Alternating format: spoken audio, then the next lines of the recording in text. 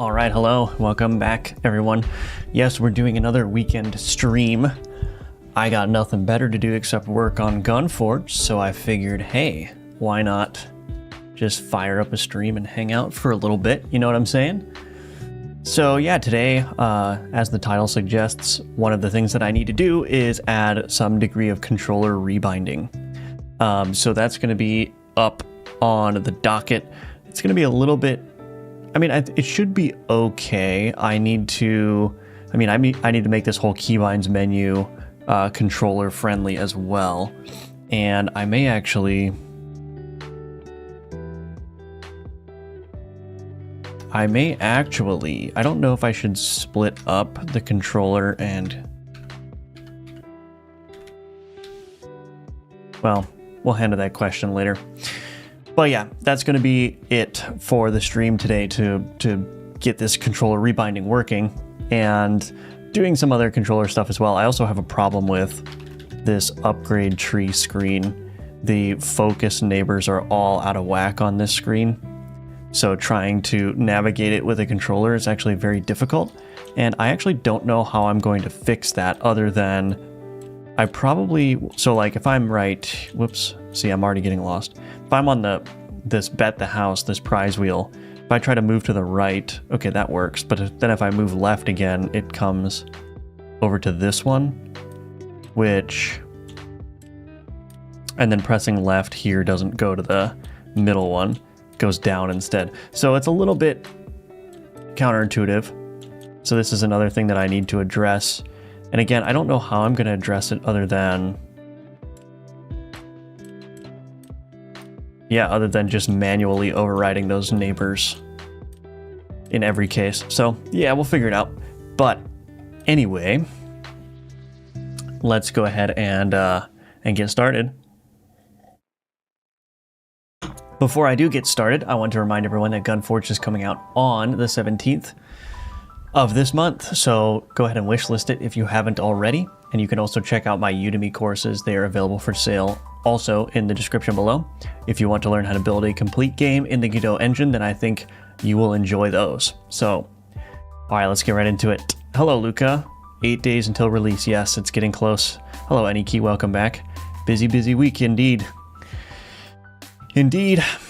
That's what we're doing, you know? All right, so there's a couple of things that I need to do here first.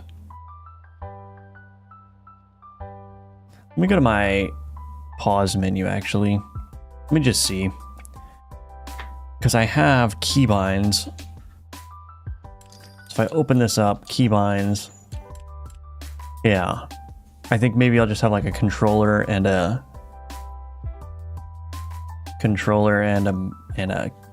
keyboard section. So in order to do that, what I actually want to do is, if I go to my assembled gun stats here, I'm going to start using this header elsewhere. This affix header.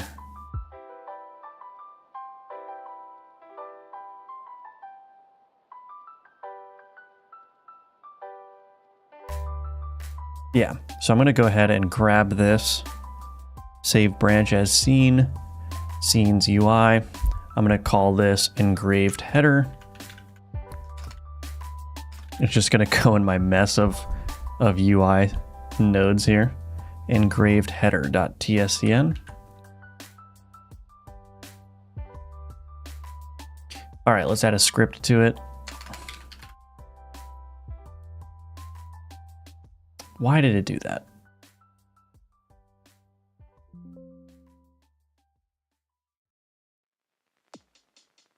Custom, there we go. Scripts.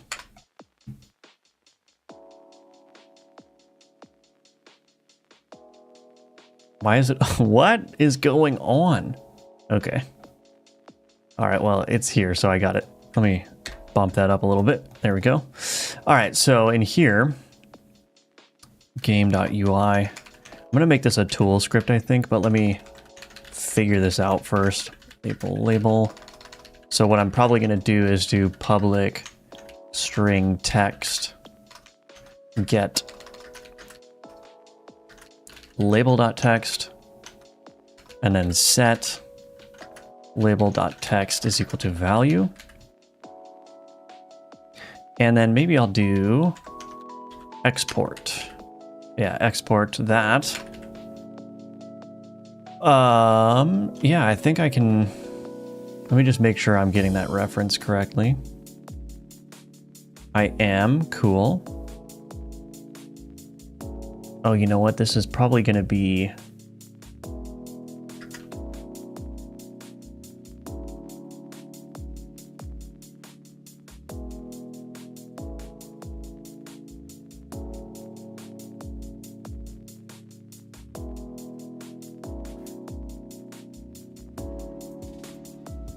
I actually don't know how that's working.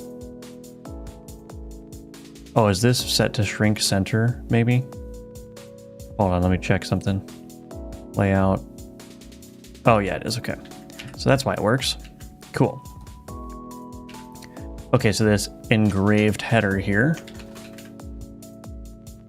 Now I should be able to use this as a tool script. I'm going to just close that up. Add tool here. And the only reason I make it a tool script is so I can see the text changes in the editor. So I'm going to go ahead and build.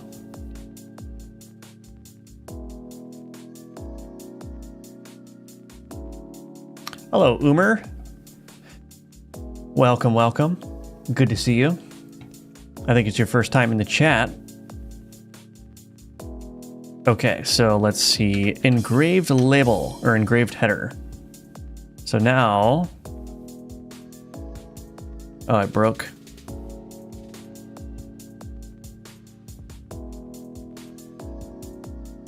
What? Okay, I think something's gravely broken here. I might have to restart Godot, actually. I think I messed it up when I was messing around with the script there.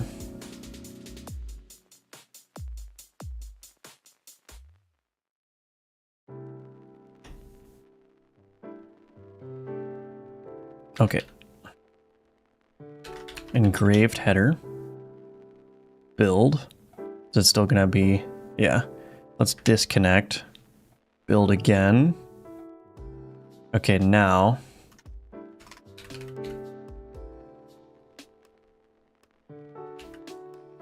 Why is this breaking? Object reference not set to an instance of object. Okay, maybe that notification scene instantiated isn't working. What happens if I do this now?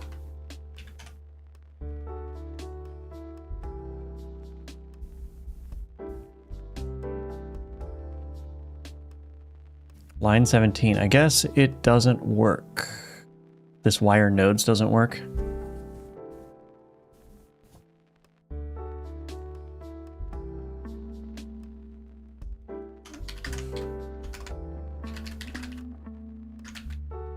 Maybe if I do enter tree, maybe this will work. Engine dot is editor hint.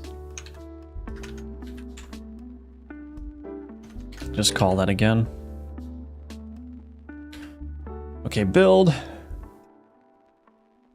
I wonder if it's just, maybe it's trying to get the value of that text item earlier than that. Yeah, I don't know.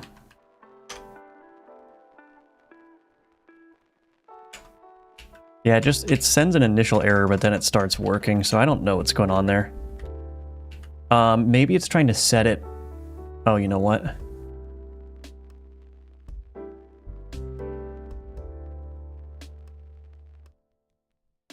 Yeah, I think what's happening is it's trying to set it probably before this actually happens. This notification. So what I might need to do is... I've got a reference to the label. So I'm going to do private void update label text here. And just to ensure that it's updated, I'll do a public override void ready. I'll call update label text in the ready here. And then in here, what I'll do is I'll say if is instance valid label. I actually don't need to do that. I can just do if label is not equal to null. Then we can say label.text is equal to this text here. We will just assign it. And then text is equal to value, update label text. So anytime we set the value, we'll just make sure to update the label text here. Label.text is equal to text. Okay, so that should give me just storage of this raw string value. And then as long as this is in the tree, anytime this is set or as soon as it becomes ready, it will update that label text. So that should help. And since now I'm not having to rely on a reference to a node for the storage of the value is just being stored as a string. And so now I should be able to go to engraved header. There are no errors here. And then I can go, yo. Okay. Cool.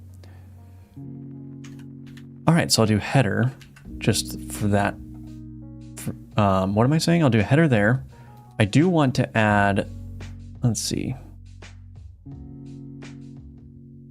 Let me do a margin container. Theme overrides, make sure that these are all done, but we'll do a left and a right margin of 4. Make this a full rectangle and take this color rectangle. Oh, did I do this wrong?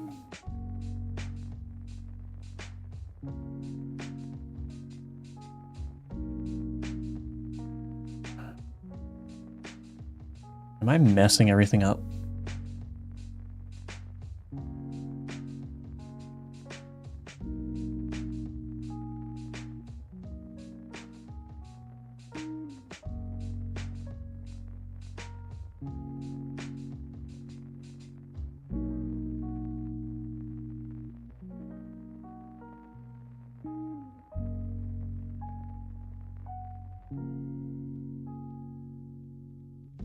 Okay, something's wrong here.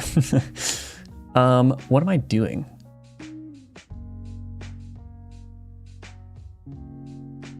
Okay, maybe this is what I need to do here. This color rectangle, container sizing, shrink center. Why is it not filling? Oh, man.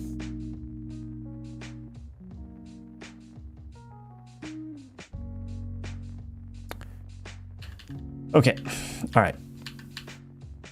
For some reason, it's very hard to get this ordering correctly. Hello, Snup Bill. Thank you so much for the IDR 10,000. Very much appreciate that. With the classic message, yummers. Thank you. Very much appreciate that. It's always generous. So yeah, what I'm trying to do is I'm trying to make it so that this has a little bit of padding on either side of the label. But yeah, inside of the color rectangle. So I think what I have to do is use a couple of margin containers, unfortunately. But let's do header container. I'm going to be destroying this thing for a little bit here. So then the color rectangle goes under here. Then this margin container. So like this. Now the color rectangle, I can say, or for this header container rather, I can do layout, container sizing.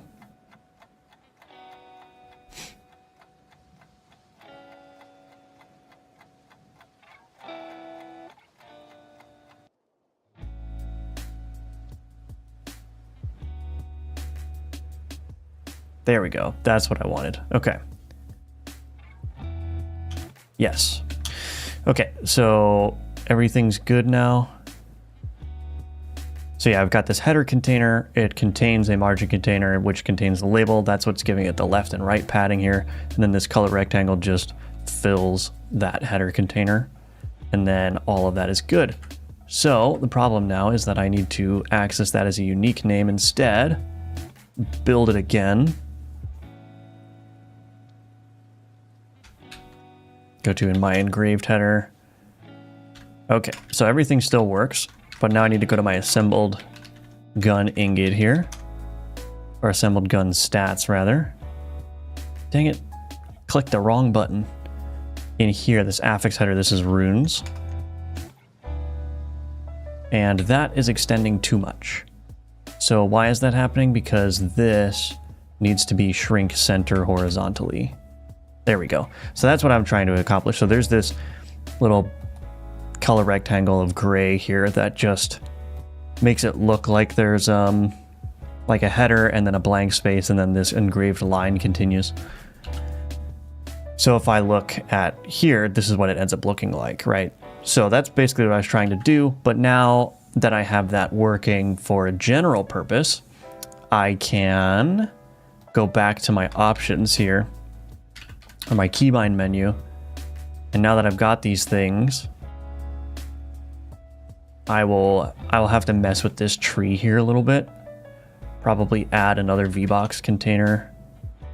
This is going to be the input mode containers. I don't know, something like this. Engraved header. Oops. Yeah, so this would be like keyboard and mouse, right? And then there would be another header here. This one would be like controller. Oops. I actually don't know where this is going to go. I need to kind of rework this entire thing, but this HBox container here, this needs to leave. Go out here.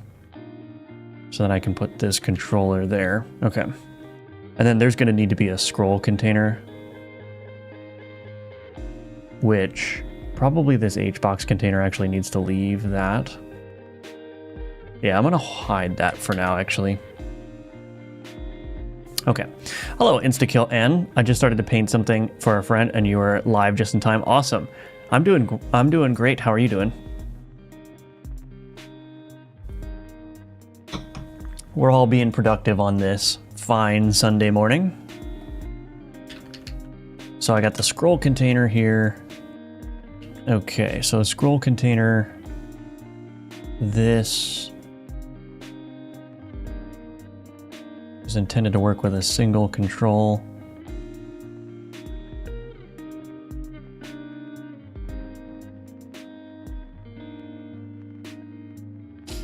I actually don't remember how to make this work.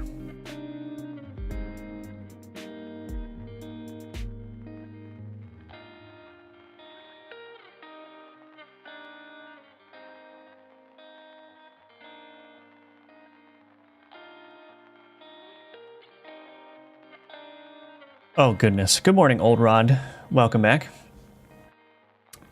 So this scroll container, I think I need to set a minimum size on this.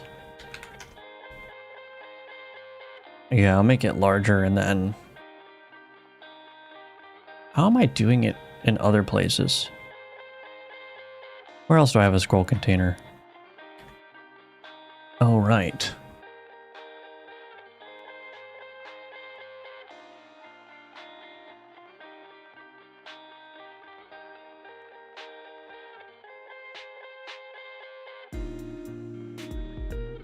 Okay, so I think I need to set a minimum size on this scroll container here. Can't quite be that big.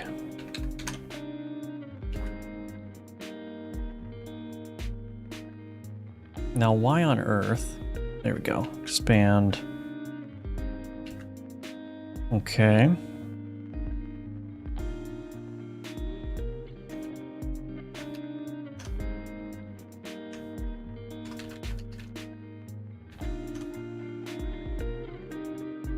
Okay, then this HBox container here. So this is the problem.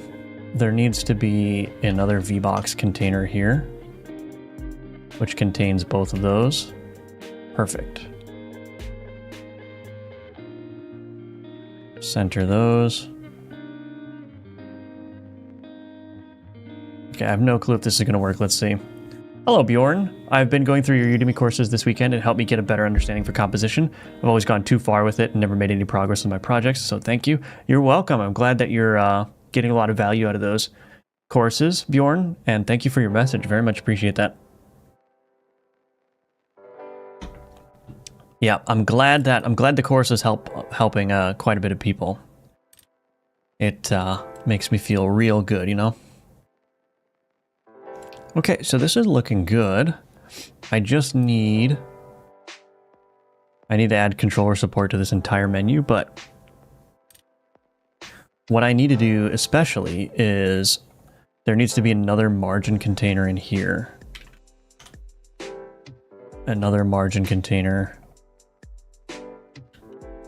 And then this layout mode, it needs to be expand.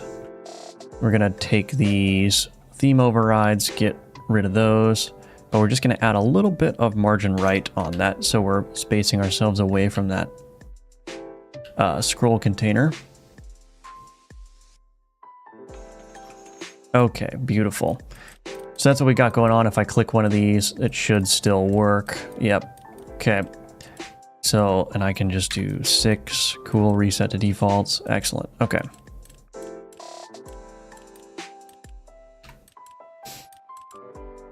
All right, so now I need to add the controller ones. So let's see. Well, actually, let me do one thing. These input mode containers. Let's do theme overrides, and we're going to add a constant separation. Let's try 8. Does that look better?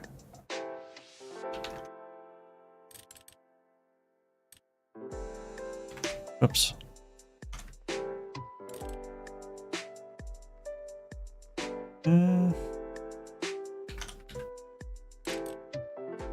There we go. I think that's fine.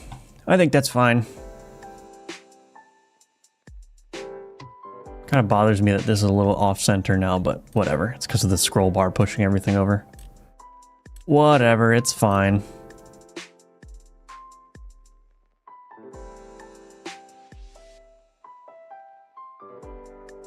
I I wonder if I should, let me think. Well, and then this VBox container here, I'm gonna do a theme override of 16, just to put enough space between the bottom of the scroll and this. Yeah, that'll work.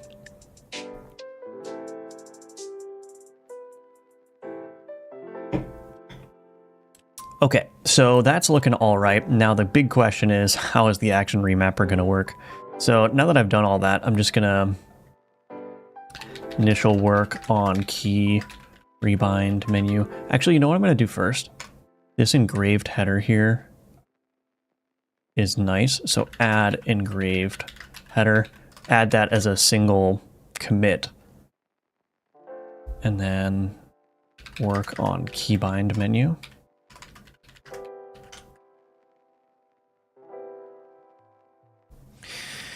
Okay, so now this is the, I'm gonna do key action remapper placeholder, and actually this keyboard should just say keyboard. You can't rebind the mouse controls, so there is no, there is no, what you call it, mouse remapping. Okay, so this key action remapper placeholder,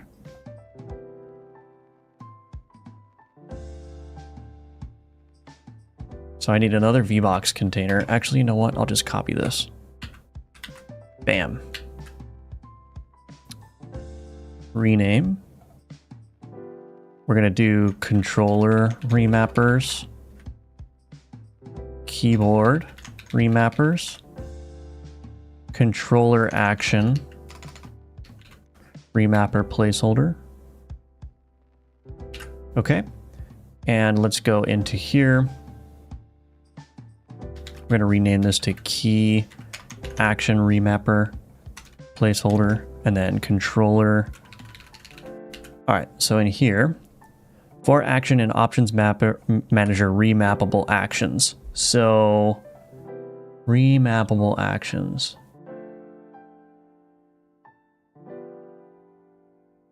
Get rid of this.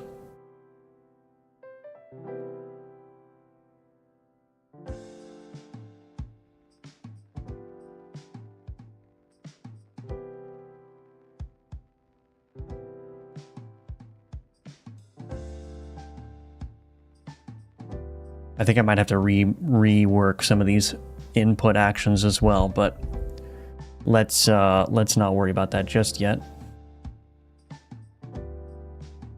So pause.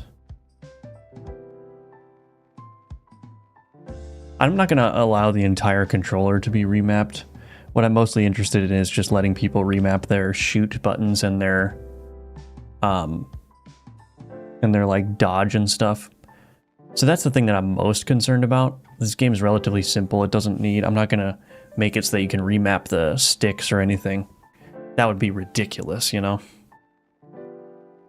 So let's see. Action to readable.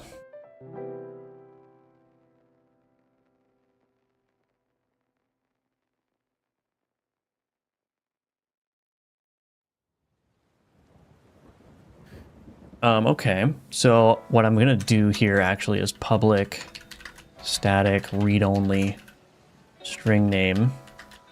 Let's do remappable controller actions. I'll rename this to remappable keyboard actions. Move left, move right. So the key, so we're gonna have shoot left is remappable.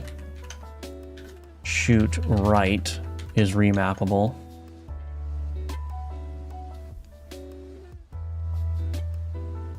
Roll is remappable. Controller or interact will be remappable.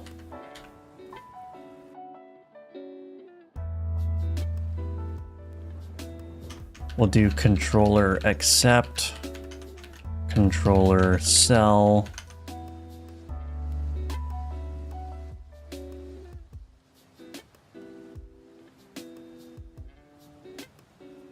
yeah, I think that's fine. Okay, so what are we missing? We need shoot left. So this is kind of messy, but that's all right. Remappable controller actions 0. Shoot left. Shoot left gun. Remappable controller actions. Shoot right gun. We already have roll. Interact. Yeah, so 0, 1, 2, 3. Remappable controller actions index 3. This would be interact.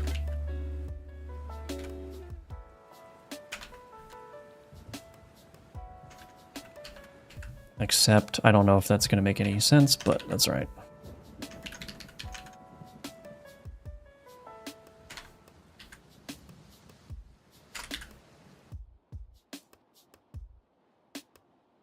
Cool. All right. Hello, Adaton. Welcome, welcome. Great to see you again. Have a nice and productive day. Thank you, Polaris. Very much appreciate that. Okay, so now initialize button. So for in remappable keyboard actions, we're going to duplicate this in remappable controller actions. This would be a controller action remapper placeholder dot create instance as action remapper.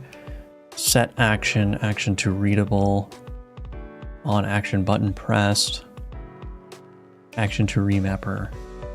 Action to remapper. That's not going to work because these could have the same action. So what is this being done? Okay, on confirm pressed. So I'm going to need to make a distinction between a controller here. Let's see.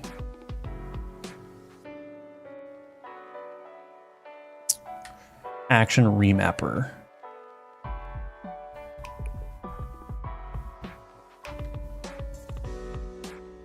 So I probably need to have some kind of controller flag in here. But this is the big problem here. So this is going to be key action to remapper. Private read-only dictionary string name action remapper controller action to remapper. To be honest, I actually don't know what's all going on here. I'm just copying the pattern of what I've done before, and I'm going to hope that it works. I mean, there's going to need to be some effort put in, but I'm not really making a huge effort to actually understand everything that's going on here. I'm just one at a time, just copy pasting. All right, so remapper. So basically, I need to be able to detect if the if what we're currently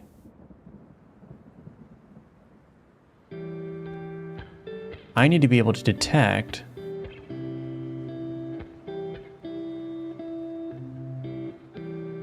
if we're currently in a controller selection mode, because that's going to do the that's going to dictate how this works here. On action button pressed. Where is it actually detecting the inputs here? In here. If not, is rebinding. So whenever is rebinding is true. So what I'll do is I'll make a public bool is controller get. Yeah, let's do get private set. Bool is controller equals false. Is controller is equal to is controller. Then in here, when I create or when I set this action, this is going to be true for is controller. Okay, and then is rebinding. Let's do private bool is rebinding controller. Is rebinding controller is equal to remapper dot is controller. Okay, and then in my input here, this is where I'm going to need to detect it. So if is action pressed, action paused. Let's do UI cancel instead.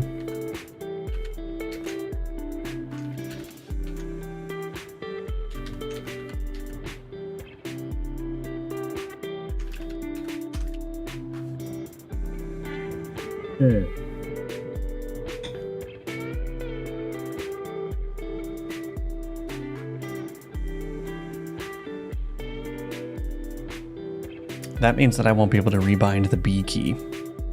So maybe I should use action pause, actually. Yeah. Just won't. Yeah, that makes sense. Okay. Don't change anything that doesn't need to be changed, you know? Okay, so if not is rebinding controller, then we're going to detect key presses. And then in here, oh my gosh, what is all this? Controller should actually be easier than keyboard because I had to handle all of the meta keys and everything so that you couldn't like do Windows plus R as move left, you know? Else. Hello, Neozoid. Welcome to the lurkers. Welcome, everyone. Okay, if EVT is input joypad button, input event, let's just do joy button.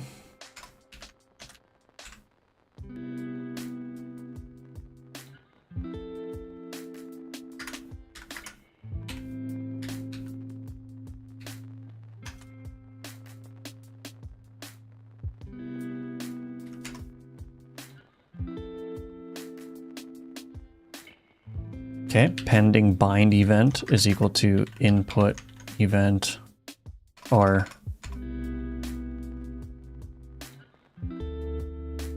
joy button. Update rebind label. Get viewport set input as handled.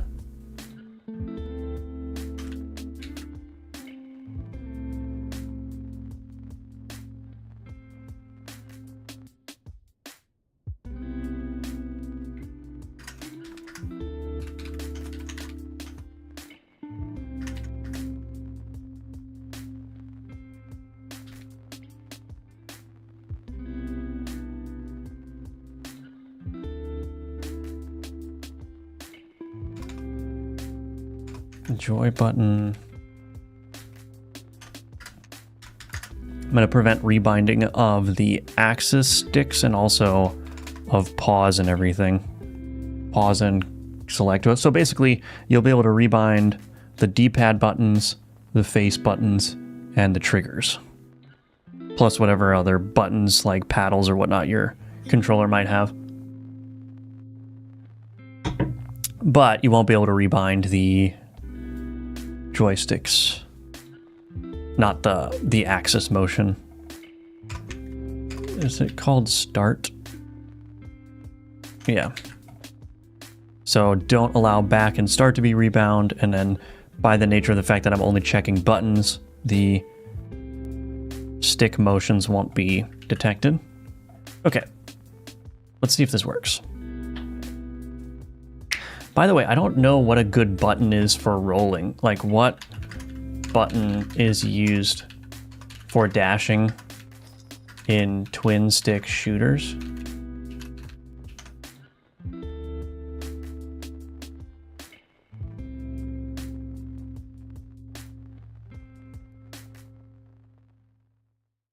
Okay. Sorry, Google is not helpful anymore, ever. What button is typically used?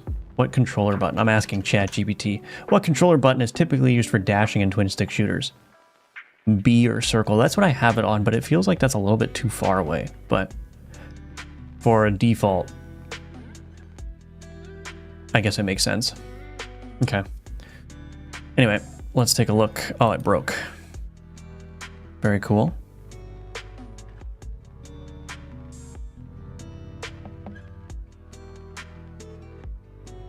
Did I do something wrong?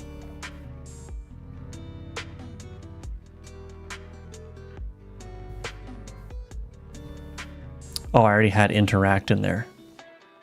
My bad.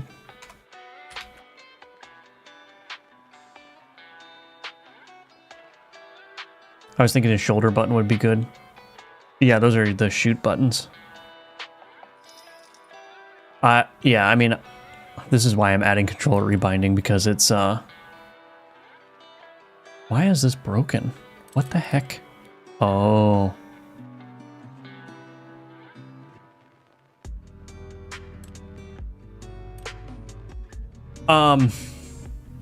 Yeah, that's why I'm adding controller rebinding, because, like, I don't personally want dodge on the shoulder buttons, and I would never play a game like that. So, but then there are people who are like, yeah, we could use that. So, you'll be able to rebind it. I'm just trying to come up with, like, what a sensible default is. I think B is a sensible default.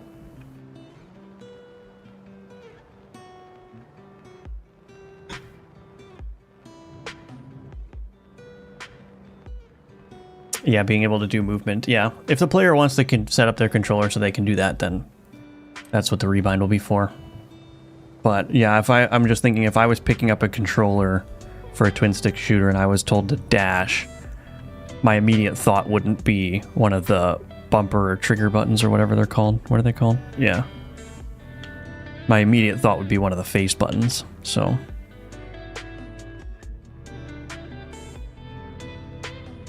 But like I said, everything will be rebindable. So if you want to change which buttons shoot, you could use Y for shoot if you wanted to.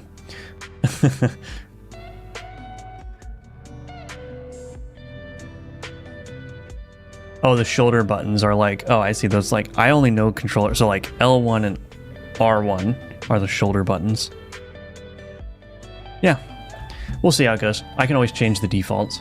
How's the controller support coming along? It's coming along relatively well. I don't know. It's just, there's a lot going on here. But yeah, we're gonna get it. Hello, Brekek. Welcome back. So this is a little bit tricky because the text is just long. This control can't. What control?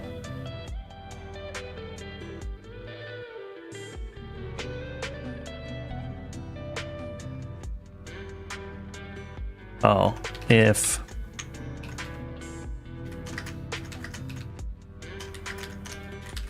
gotta put that there. Can't forget that.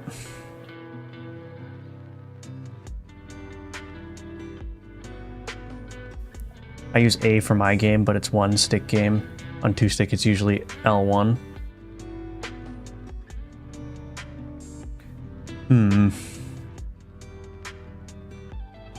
I gotta go download some twin stick shooter games I see and see what they do.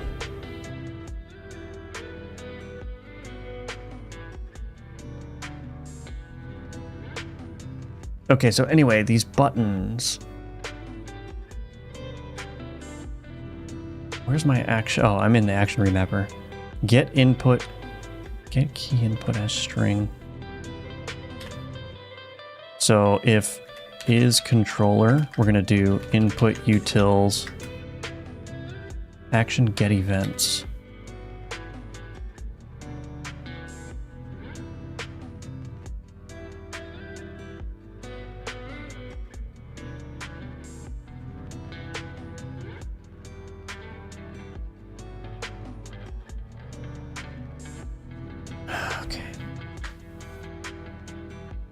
Input map action get events. Okay.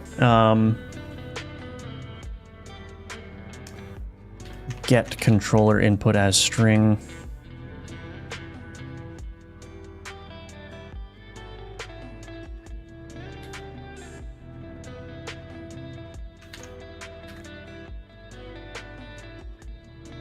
Event. Okay. Sorry, I'm just trying to think very carefully about this. So this input map get, so input utils, public, static, input event. Get first key event for action, string name action.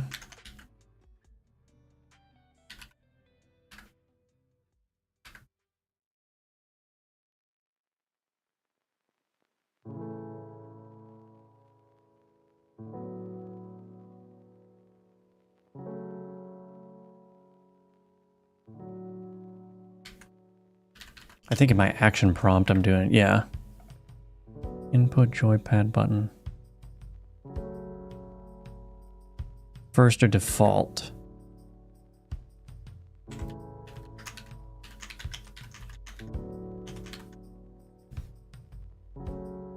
Action get events.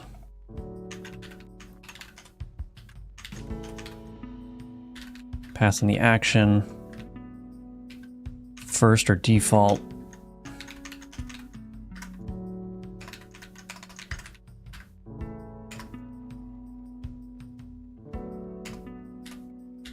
Okay, and then this get first controller event for action. Oh, did I do this wrong?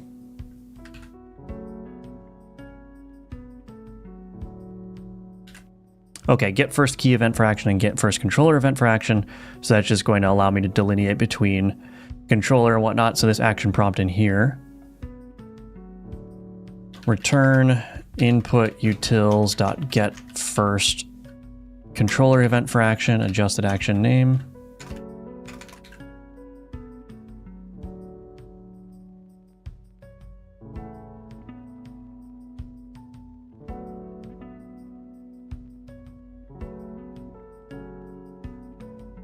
Oh. If global input manager dot is using controller, input utils, yeah, so this.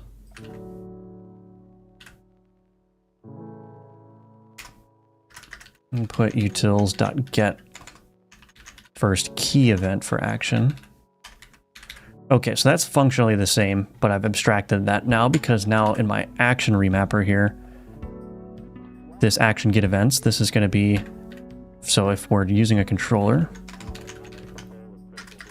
input utils.get first controller event for action, input utils.get for first key event for action. Okay, so that should help me out here. And then get controller input as string. I might want to do a regex in here. I managed to add navigation on my procgen level. Thanks for your help. You're welcome. Yeah, I hoped. Yeah. How did it go? Was it all right?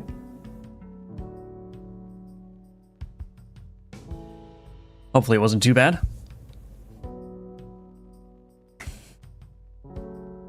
All right, let's see.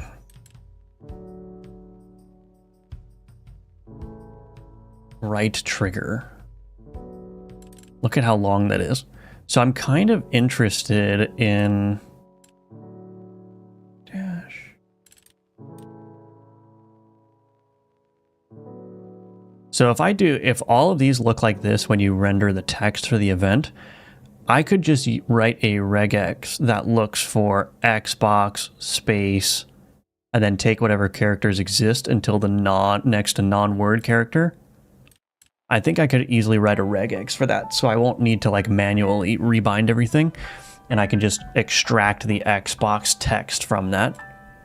Ooh, that didn't re-enable when I canceled. And now it's broken.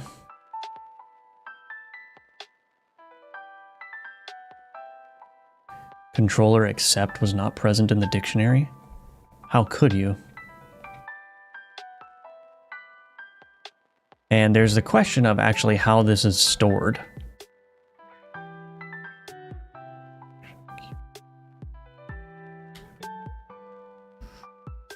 Right.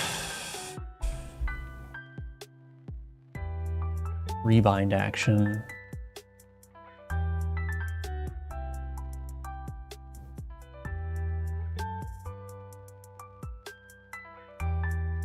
Uh-huh. Yeah, this is all gonna have to change. Shoot.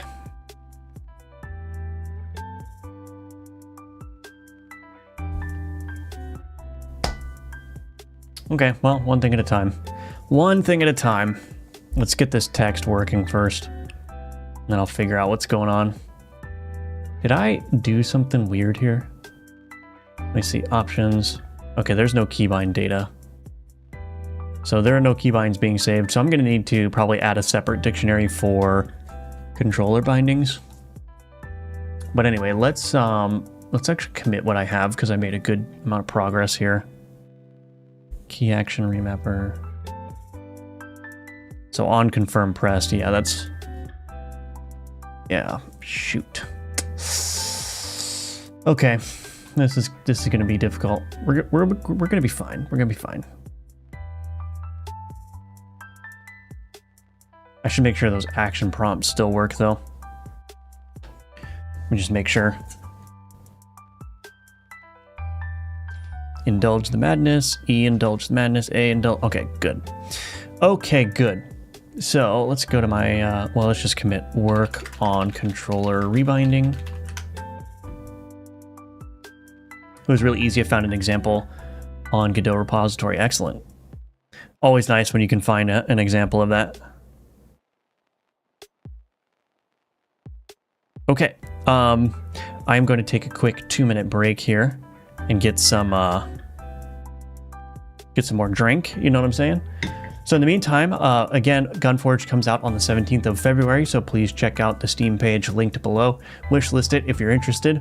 You can also purchase one of my Udemy courses. Those are linked below as well. And give me a couple minutes, I'll be right back, and we'll continue on with controller rebinding.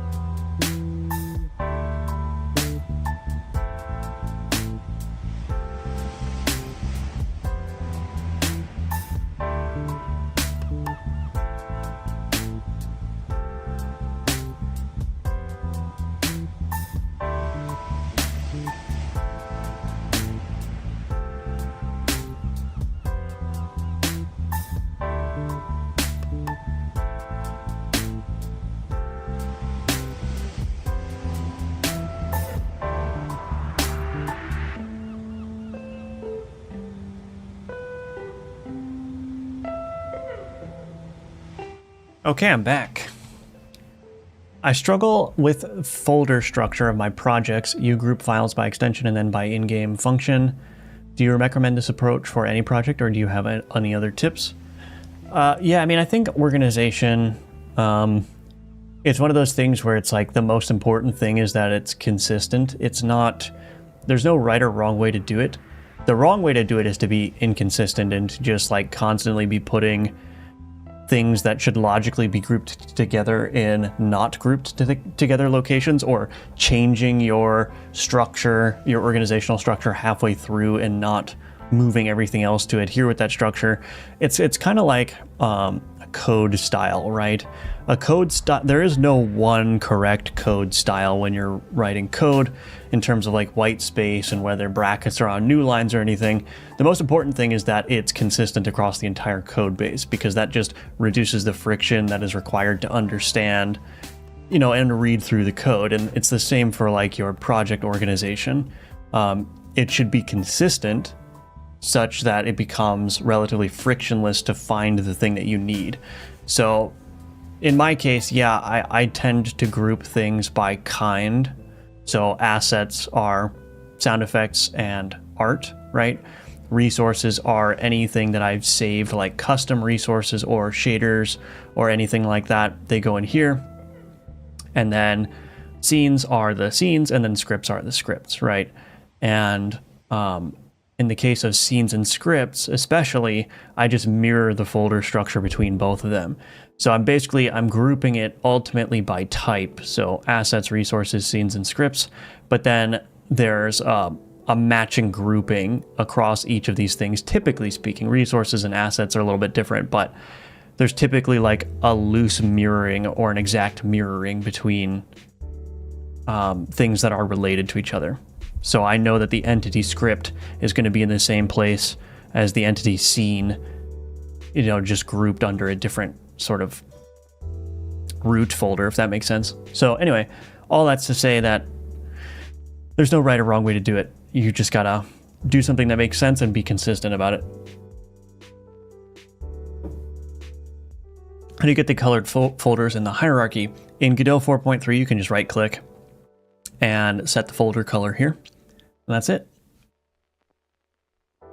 Okay, so what am I doing? Yeah, I'm going to do a regex. Now, I don't actually know, I don't remember how to write a regex in C#, but so in here, get controller input as string. We're gonna try to do a regex here. So let me see.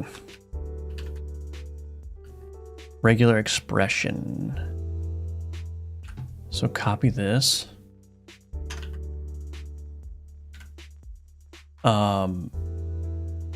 That sounds right. Xbox. We'll just call it Xbox regex. So we've got a matching group in here.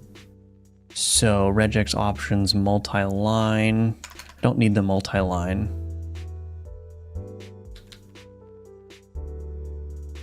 Ignore case. We definitely want that. Do I need a group for this? I don't think so. So let's see, what is it? I'm looking for Xbox space. We'll just do an infinite and definite number of spaces here. And then I'm looking for a word. And this is going to be plus. And then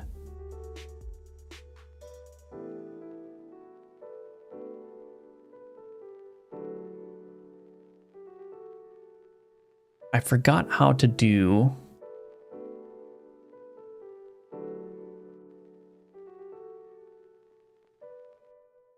I might have to go into a regex tester here, but I think what I want to do is this. And then match any non-word. Is that right? I may have gotten that completely wrong. Let's open up a regex tester and see.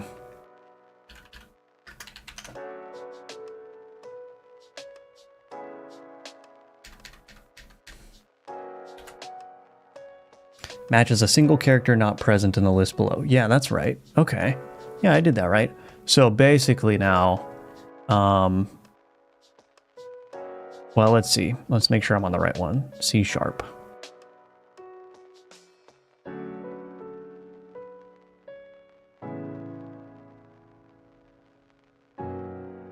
Okay, so now if I have like joypad button 0, testing yo fam, Xbox A. Okay, so I don't necessarily want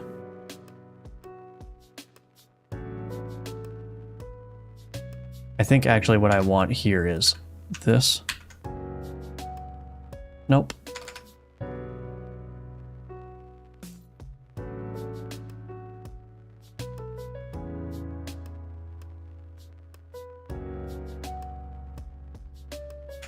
There we go. Yeah, I think that's what I needed. Okay. So now anytime there's an Xbox and it says like right trigger, I can just pull that out, right? Now the thing is I actually just want to capture this. So I'll wrap a group around that and that should allow me to just extract that text from that group. Okay, so hopefully that all works. You're welcome, Old Rod, and you're welcome, Noobles.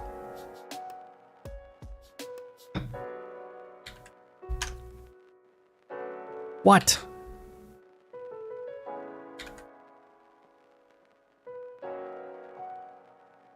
Why does it want me to...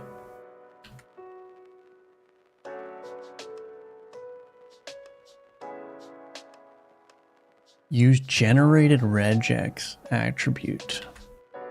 What does it want me to do? I don't know what that means.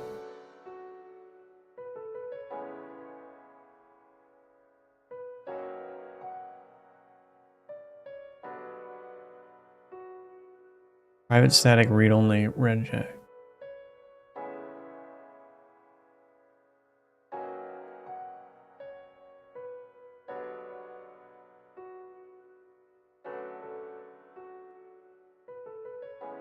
Okay, well, I'm just going to ignore that because there's no sense in converting that over. Okay, so I've got my Xbox regex here. Now let's see. How do I match a group? Get match groups. Final text. Okay, so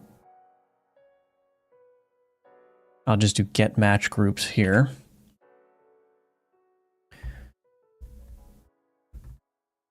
Get controller input as string. So in here, what I'm going to do is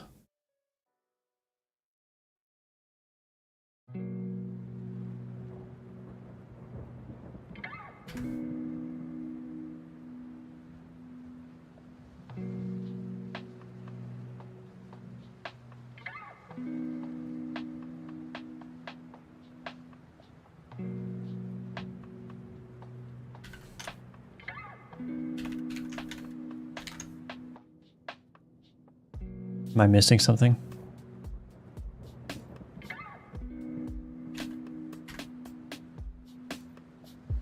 Oh, okay.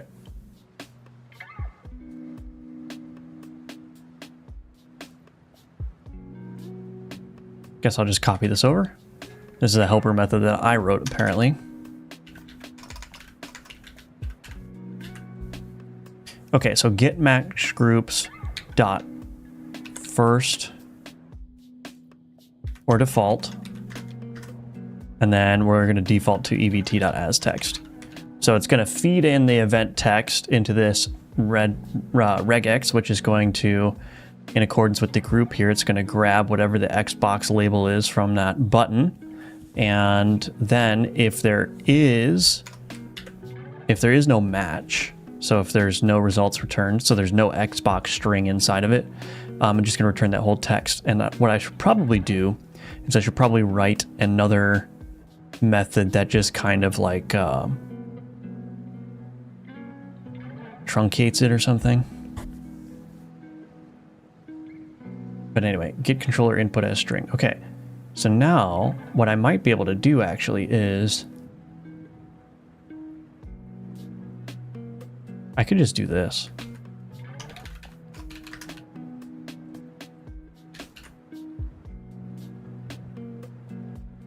And then I don't need these controller button. I don't need to manually override those labels.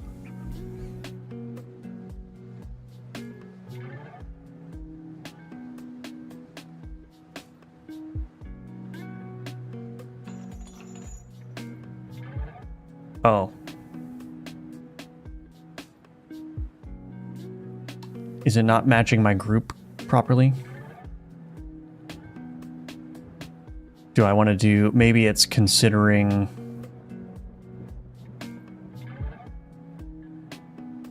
it must be considering the overall match as a group, and then there's probably a second group. I bet you this result has, yeah.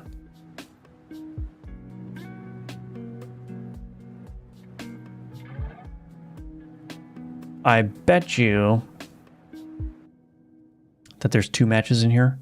So can I do like a last or default? Yes. Let me see what happens if I do last or default. I have a feeling that's going to work.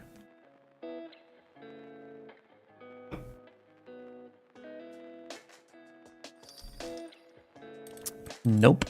Okay.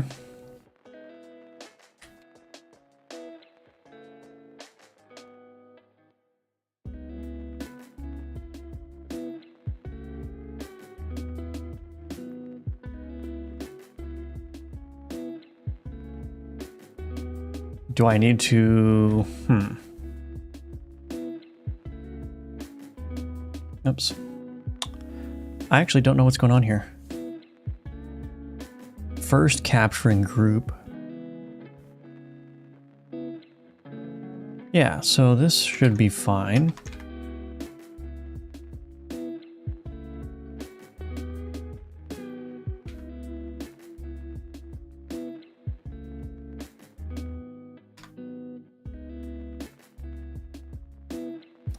I mean, do I need to wrap this in a group again for it to work? First capturing group, second capturing group. Let me, I guess I'll just have to step through this. Which is annoying, but you know how it goes.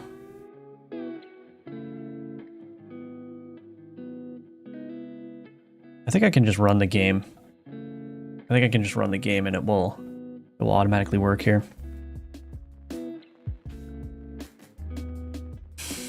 Let's see.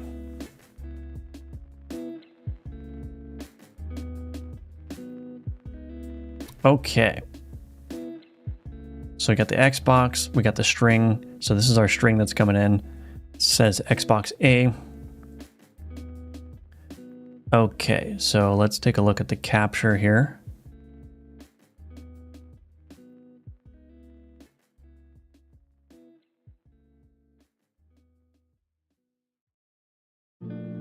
It's got one capture.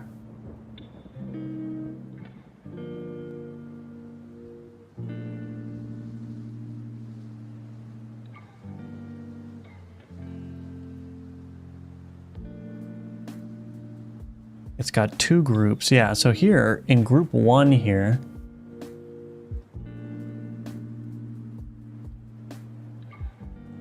group one has just the A text that I'm looking for. But why is that? So group match dot captures. Interesting. So I need to do group match dot groups and get the last one. Okay.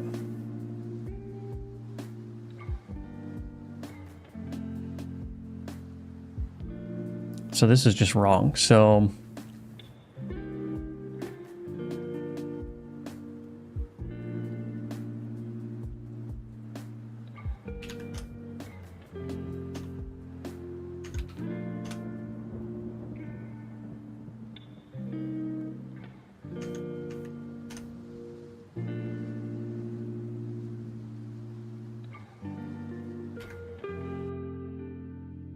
I actually don't need to do this.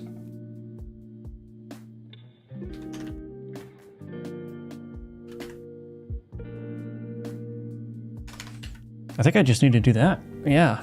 And then I can keep last or default here. So it does capture the whole thing as a one group, and then it captures the specific group as the second group. Look at that. Shoot left gun, shoot right gun. We got RT, B, A. Interact and accept are both A. Sell a refund, dash B. Cool. What happens if I do this now? LMB. Press any key to rebind. So shoot left gun, Xbox LB. So I need to do it there as well.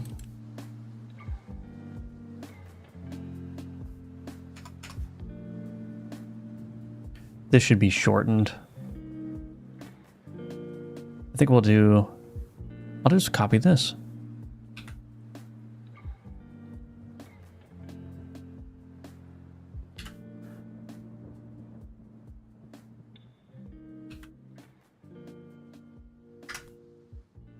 What this does is this splits the string on space characters, selects the first letter of each of the words that were split on the space, and then joins those all up. So it just creates an acronym out of whatever this was. So that's just a nice fallback to truncate anything. Because if somebody's got a weird controller that's like left paddle stick from, you know, XYZ manufacturer company, that's going to be huge. But if I'm at least condensing it down, it's going to be 5 letters instead of, you know, the whole alphabet. So that's what that does, just for safety purposes. But it's going to try to pull out the Xbox label for it from the text here. And then, that's not necessary. This is not necessary anymore.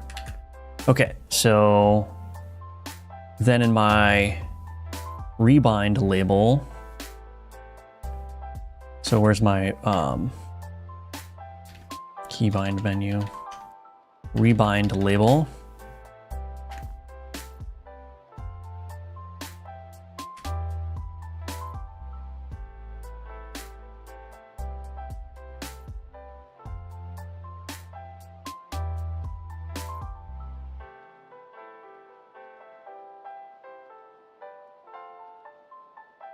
And is rebinding controller equals false? Is rebinding controller input utils.get controller input as string?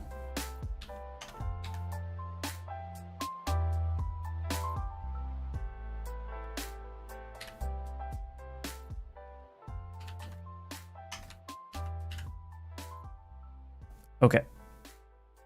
I should be able to see that text being updated now. So I'm going to rebind shoot to left bumper here. Bam.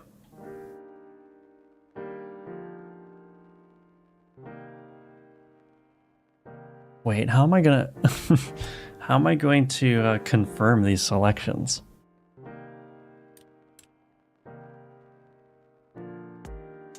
I might just have to make it automatic.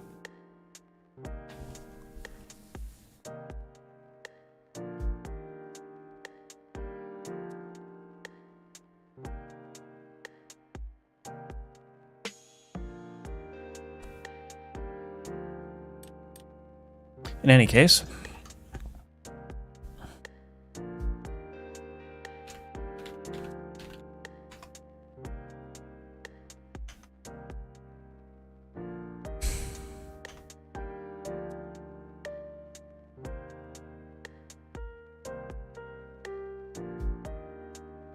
oh, I never set, oh wait, no, that's fine. What I'm wondering is, why is the rebind label not being...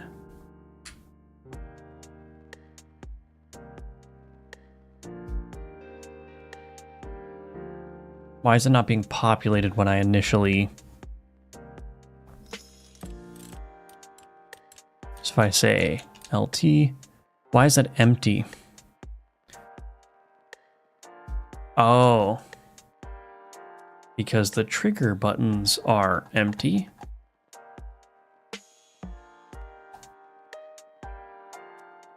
Unless those aren't being... Are the trigger buttons not buttons? Is that the problem?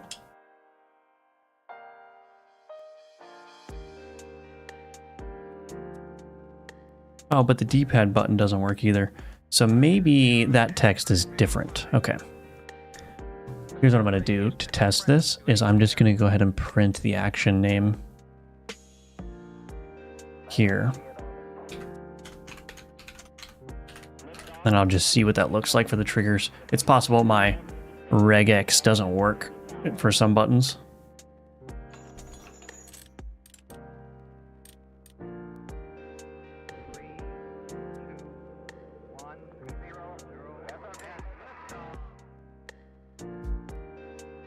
Yeah, so the triggers don't count as buttons.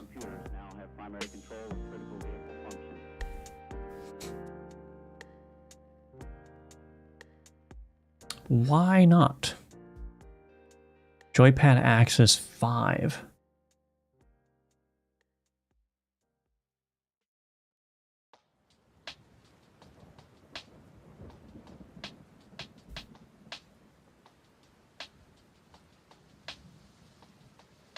So I guess that counts as a motion then. So the reason why that's not working is because get first controller event for action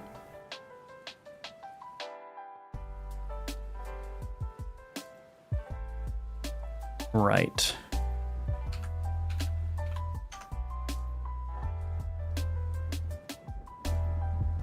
So I guess in my options manager here, or my keybind menu, the thing that I need to do is in here, else if EVT is input event joypad motion, joy motion, joy motion.index.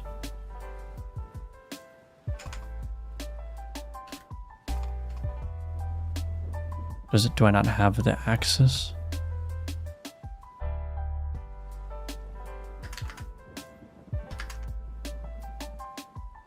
Trigger left.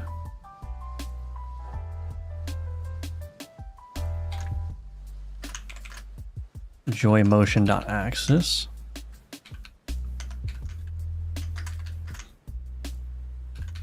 Okay.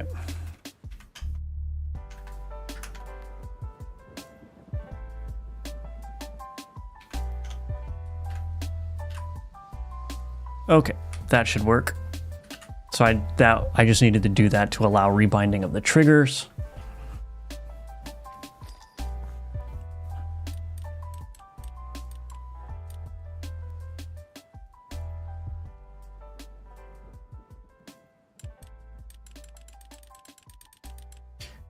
Something's not right still with the rebind menu here with the whatchamacallit.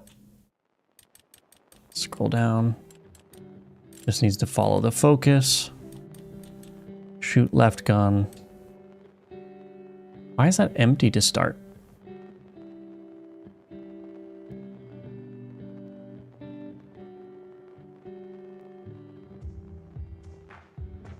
Well, the triggers work now, so that's good.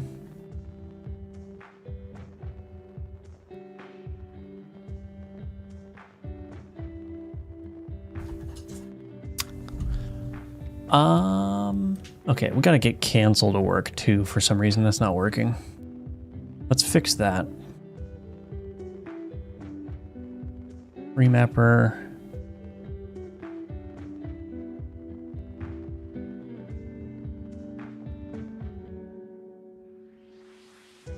Get value or default. Oh, this is gonna be on cancel pressed. Is rebinding controller action to remapper pending bind action.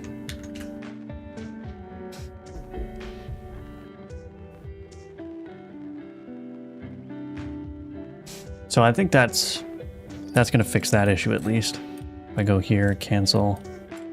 So that still works.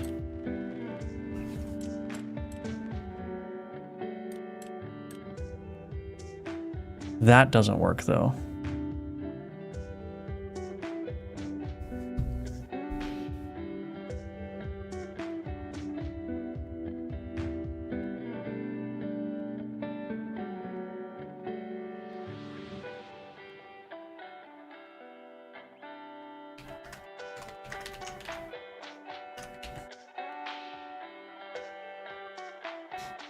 Okay, let me just get it to see if it will accept these controller rebinds first before I figure out why it's blank to begin with. I don't understand why that would be the case, but let's do LB. Okay, that doesn't work either. Given key shoot left was not present in the dictionary. Oh.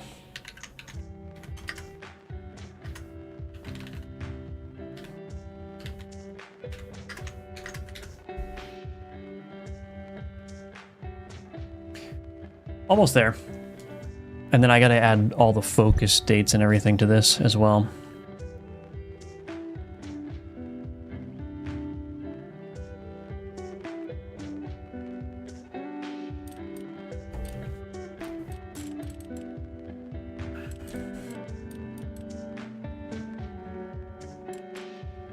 Cool.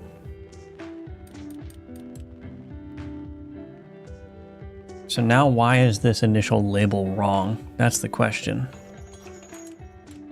Press any key to rebind.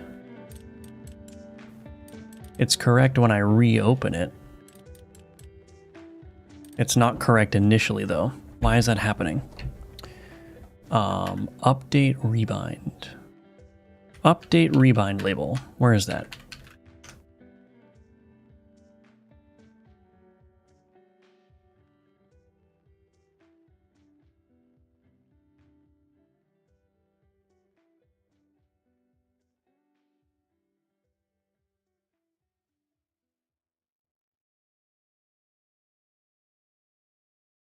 Oh, here. Yes. This is the wrong one. Okay. Pending bind event. Wait a minute. Do I have this wrong? Pending bind event.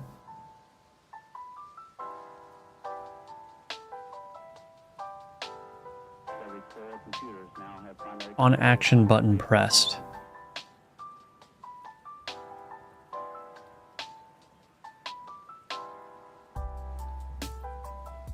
Oh, I see. Right. Okay, so this is setting the pending bind event to whatever the event is in the map. Okay, so is rebinding controller input map dot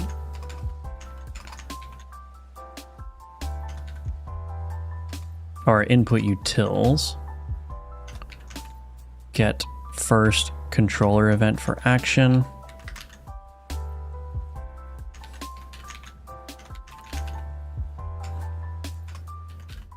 Input utils dot get first keyboard event for action. Cool.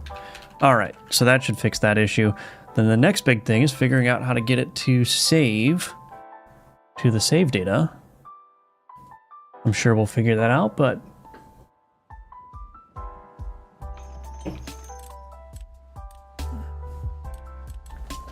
okay, perfect. The D-pad doesn't work, so I need to figure out why that's not working.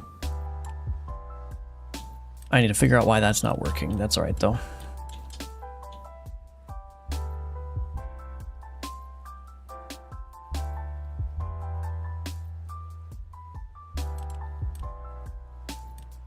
And then I also need to get the default button working. But let's figure out... Well, maybe I should get the reset to defaults.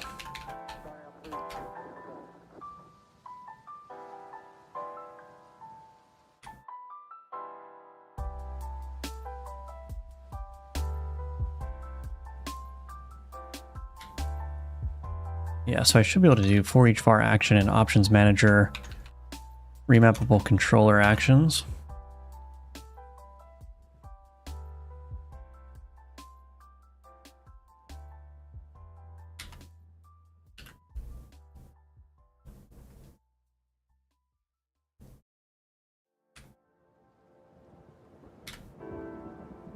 Cool.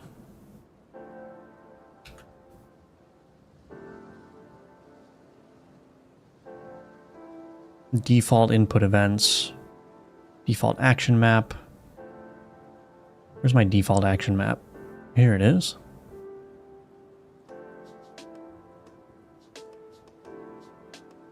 Cool. So I'm going to need to change how this is loaded. Action keybinds.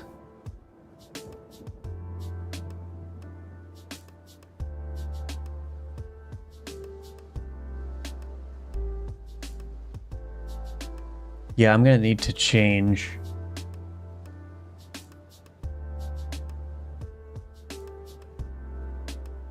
Shoot, this is going to be tough. Saving and loading that data is going to be tough. Hello, Emerson. Welcome back. Happy Sunday to you as well. You see.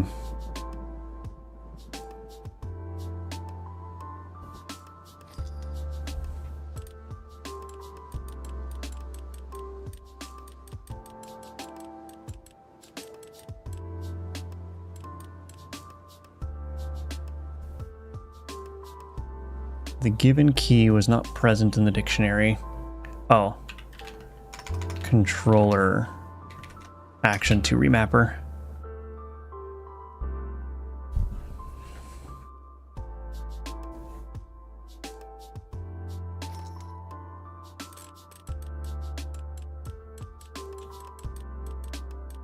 So if I shoot left gun, dash interact.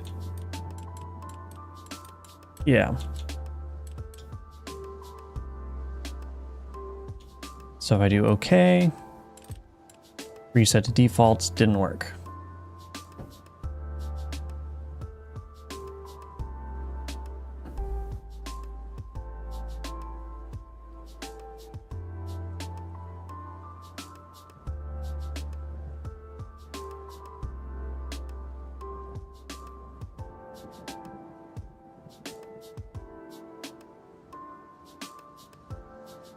Why didn't this work?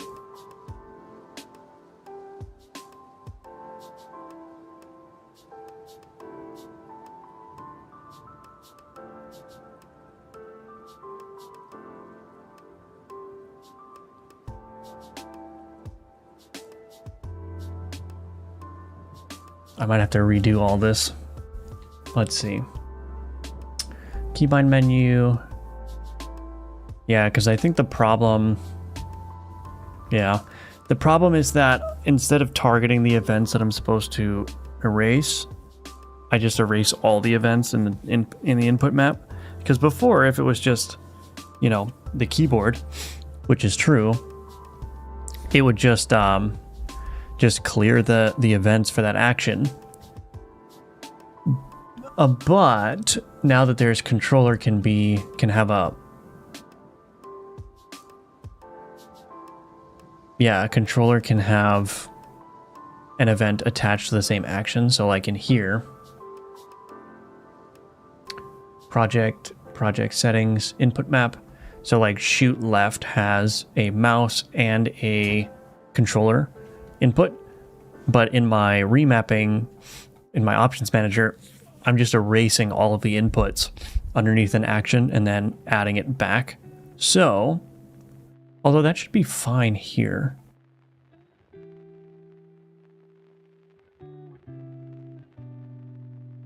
Because it's adding all of the input events back.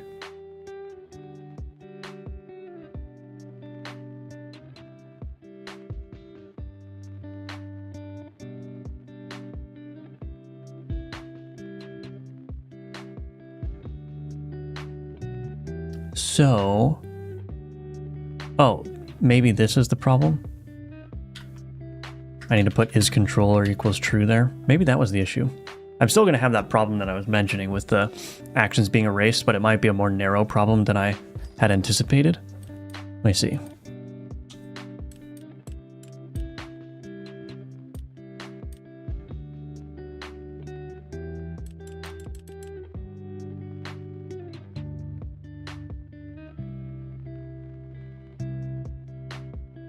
Uh-huh. Well, it didn't break.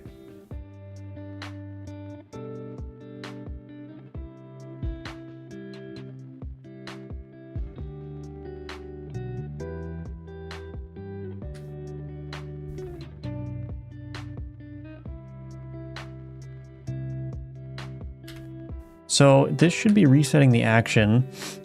Default input events. Or default input map. Where is this?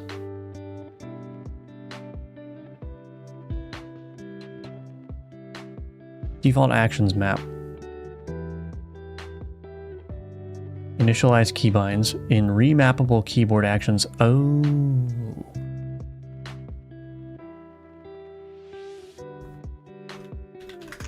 var action in remappable controller actions. I need to do the same thing.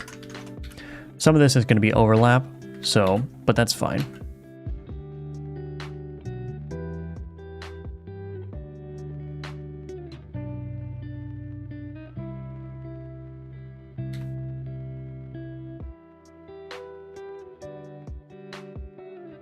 This is going to be the problem here, this action erase events.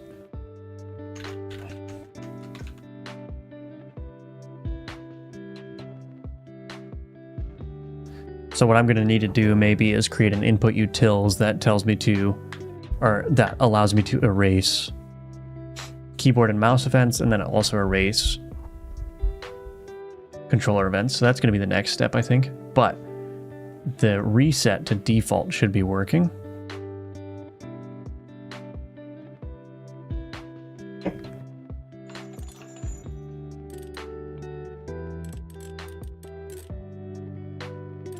So if I change this to whatever, just that, and I go to reset to defaults, bam, it goes back. Cool.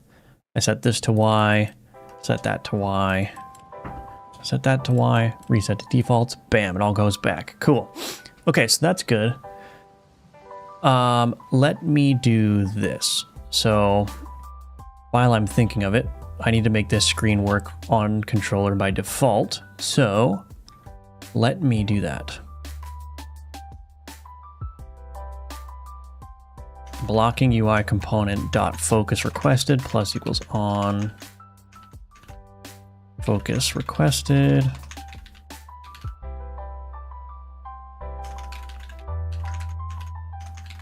So on focus requested, we will get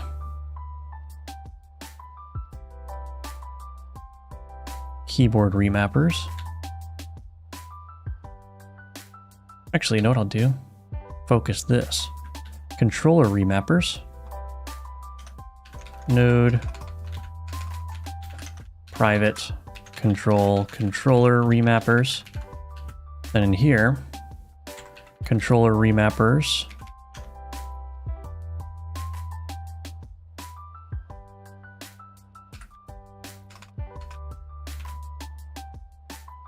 I'm going to create a public void.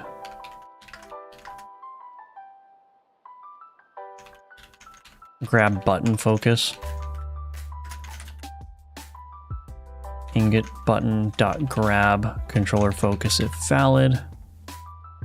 So controller remappers dot get child action remapper 0 dot grab button focus. And then the last thing I want to do is for this scroll container, I'm going to make this follow the focus.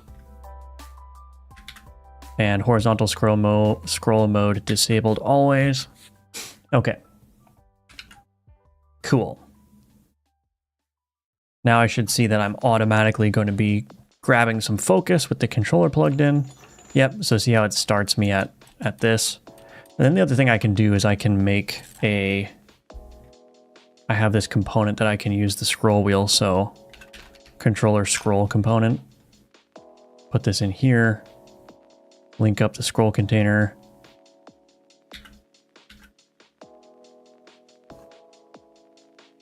So now when I go in, I'm brought to the controller rebind options if I have a controller plugged in, and I can also scroll that down now with the right stick. Then I can go down here, reset to defaults. Cool, and then I can click done. Now that needs to delete or disable all of those. So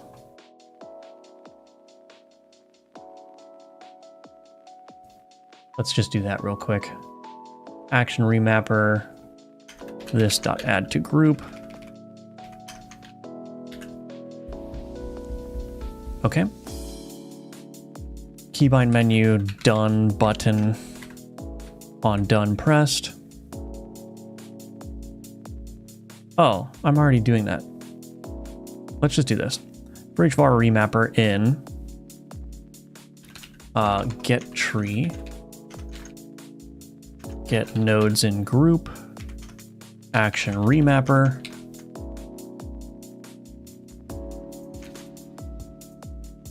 remapper.disabled equals true.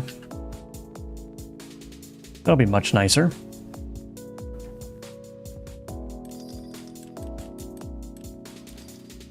Cool. All right, that's looking pretty good. So obviously there's a lot of work to do still, but it's getting there. I just need to get those buttons and axes being saved to the save data correctly.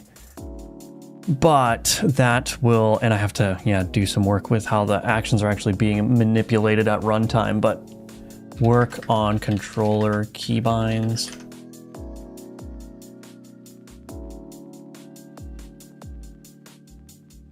Cool. All right. Hello, Vishal. Unfortunately, I'm about to end the stream here, but thanks for stopping by. But yeah, that'll be it for the stream this morning. A little bit of a short one, but I think it was just a nice chill morning stream. Got some good work done. I'll be working on this probably all day again today. So my goal is to have it done hopefully today I can have all the controller support done, and then I can test it over the next week before release. But yeah, it's going well. So anyway, thank you everyone for watching. Thank you all for being here. Very much appreciate that. And again, Gunforged comes out on the 17th of February. So if you're interested, please wishlist that. You can also purchase one of my Udemy courses if you want to learn how to build a complete game in the Godot engine. And yeah, so I guess I'll be back streaming tomorrow at 10 a.m. Eastern. So I hope to see you there. And otherwise, I hope you have a great rest of your day. All right. Bye-bye, everyone.